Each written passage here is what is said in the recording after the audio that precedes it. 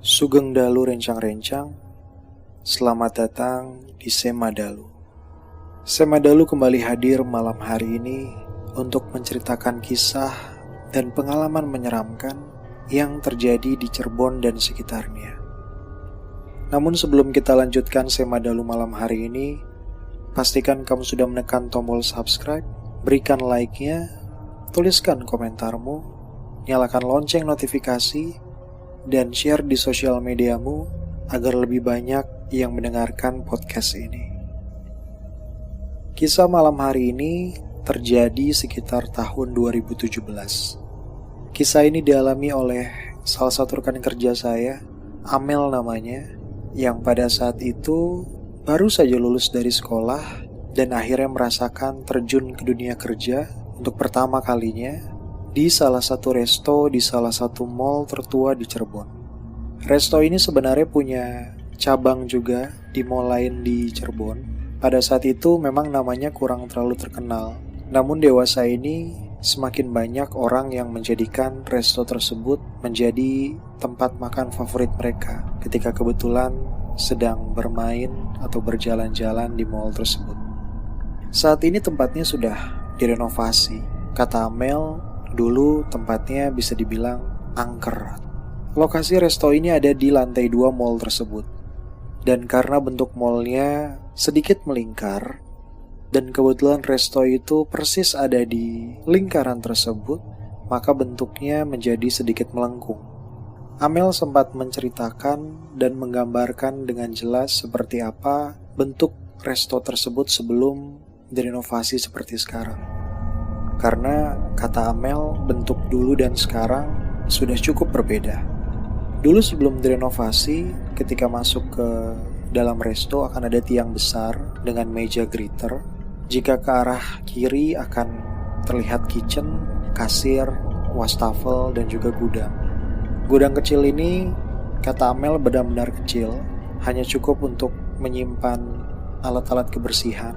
Lalu di belakangnya terdapat wastafel, di seberangnya ada kasir, dan di belakang kasir baru pintu kitchen atau area office. Kitchennya itu dibagi 2 sekat pada saat itu. Sekat depan ada tempat masak, ada pantry juga untuk karyawan. Sebelah kanannya ada wastafel, tempat cuci alat makan. Kemudian di sekat belakang ada chiller, freezer, dan di paling pojok ada office yang di sekat kecil hanya terdapat komputer kecil, kursi, yang kemudian disekat lagi untuk tempat penampungan air yang bersebelahan dengan pintu belakang dapur. Kata Amel memang tempatnya sedikit sempit. Namun, siapa yang menyangka bahwa di tempat sesempit itu mereka masih harus berbagi area dengan mereka yang tidak bisa kita lihat. Setelah bekerja selama beberapa bulan di sana, Amel akhirnya cukup mendengar cerita dari para seniornya bahwa di resto tersebut sering sekali terjadi kesurupan pada awalnya, dan rata-rata karyawan yang mengalami itu. Ada juga beberapa pengalaman menyeramkan dari karyawan-karyawan yang masuk pagi. Saat itu ketika mall masih ditutup, mereka harus masuk ke dalam resto dan menunggu supervisor atau istilahnya captain di tempat tersebut datang, karena captain ini yang memegang kunci menuju arah kitchen, pantry, dan office. Jadi mereka akan menunggu di area depan resto tersebut. Namun anehnya, beberapa kali karyawan sempat melihat ada sosok perempuan berbaju putih yang duduk di salah satu meja makan. Walaupun hanya sekilas, karena sosok itu tiba-tiba saja menghilang. Tapi mereka ingat bahwa sosoknya itu berambut panjang, berbaju putih, dan biasanya muncul dalam posisi memunggungi mereka yang melihatnya. Ada lagi pengalaman salah satu karyawan yang saat itu sedang persiapkan closing. Dia sedang membereskan meja-meja, membersihkan meja, kursi, sampai ia sadar bahwa ada sosok yang memandanginya dari kejauhan. Dan sosok itu anehnya muncul dari bawah kursi, menatapnya dengan mata yang menyeramkan, lalu bergerak dengan cepat segera masuk dan hilang di balik kursi.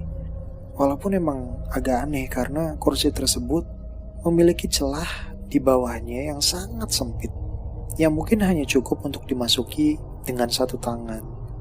Sementara karyawan tersebut melihat ada sosok kepala yang muncul di sana. Sementara tidak mungkin sesuatu sebesar kepala bisa bersembunyi di bawah kursi sesempit itu. Salah satu kisah paling menyeramkan yang pernah Amel dengar selama bekerja di tempat tersebut terjadi sekitar 6 bulan setelah Amel bekerja di sana. Biasanya setiap 6 bulan sekali akan ada rollingan, dan yang kebagian rolling biasanya adalah supervisor atau captain. Dan pada saat itu ada seorang captain bernama Captain D yang baru saja dipindahkan ke restoran tersebut dari cabang lain. Captain D ini cukup dekat dengan staff yang lain, dengan karyawan lain. Akhirnya mereka bisa akrab, dan dari beliaulah Amel mendengar kisah ini. Pada saat itu Amel yang bertugas sebagai greeter mendapatkan shift malam, sementara kejadian ini terjadi oleh mereka yang masuk shift pagi. Saat itu Kapten D yang sudah datang duluan, karena tugasnya untuk datang dan membuka kunci ruang kitchen, pantry, office, dan lain-lain, melihat bahwa karyawan lain belum datang. Seharusnya pagi itu ada 3 bagian produksi dan 1 kasir yang ikut in charge dengannya. Maka pagi hari itu dalam kondisi mall yang masih sangat gelap karena lampu belum dihidupkan, kondisi resto juga yang masih gelap dan sangat sepi, Kapten D berjalan memasuki ruangan dan membuka kunci kitchen. Ketika kitchen terbuka, jelas saat itu sangat gelap. Kapten D akhirnya memutuskan untuk menyalakan senter dari handphonenya, dan ia menyoroti langkahnya untuk menemukan stop kontak dan berusaha untuk menyalakan lampu. Seperti yang sudah digambarkan sebelumnya, office Captain D ini ada di sudut ruangan, jadi ia harus berjalan agak jauh ke belakang untuk menemukan stop kontak yang ada di sana.